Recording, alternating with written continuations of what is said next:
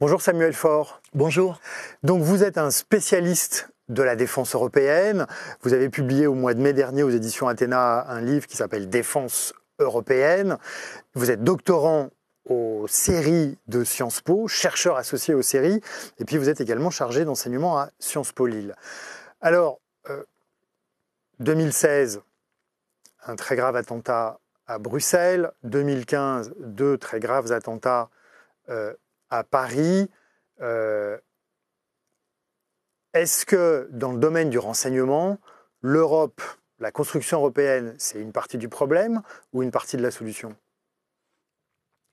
À chaque nouvelle attaque terroriste sur le territoire européen, un serpent de mer revient.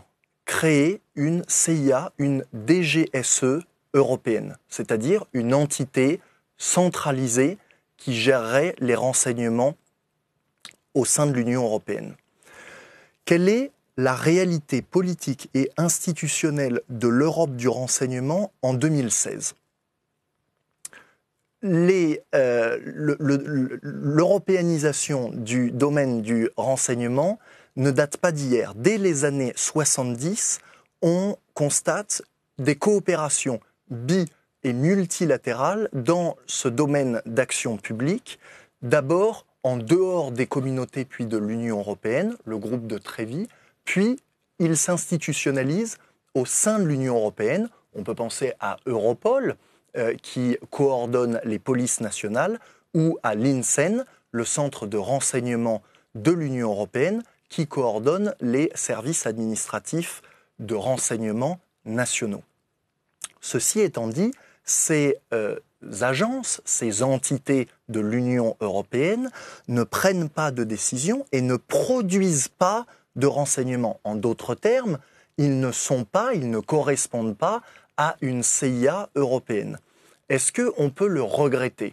Les spécialistes de ces enjeux, comme Olivier Chopin, considèrent qu'il n'est ni réaliste ni souhaitable aujourd'hui, malgré ces terribles attaques terroristes de 2015 et de 2016 à Paris, Saint-Denis et Bruxelles, de créer une CIA européenne. Pourquoi ? Deux éléments de réponse.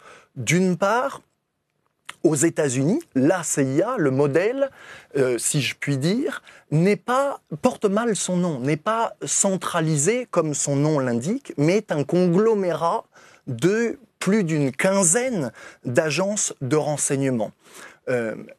Donc un réseau d'agences plus qu'une et unique agence unique et unifiée.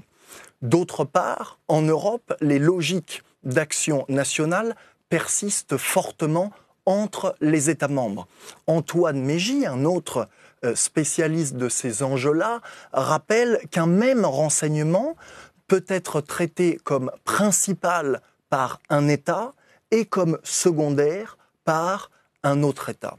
Finalement, pour les spécialistes, cet enjeu devrait être répondu de la manière suivante. Oui, il faut améliorer, renforcer l'efficacité, l'effectivité des coopérations et ou multilatérales entre les États membres.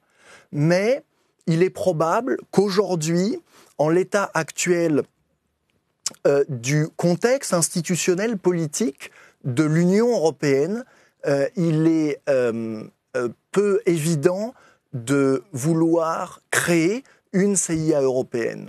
En bref, oui à une intégration européenne horizontale, mais l'intégration verticale par la création d'une nouvelle institution supranationale semble difficile. Merci beaucoup Samuel Faure. Merci à vous.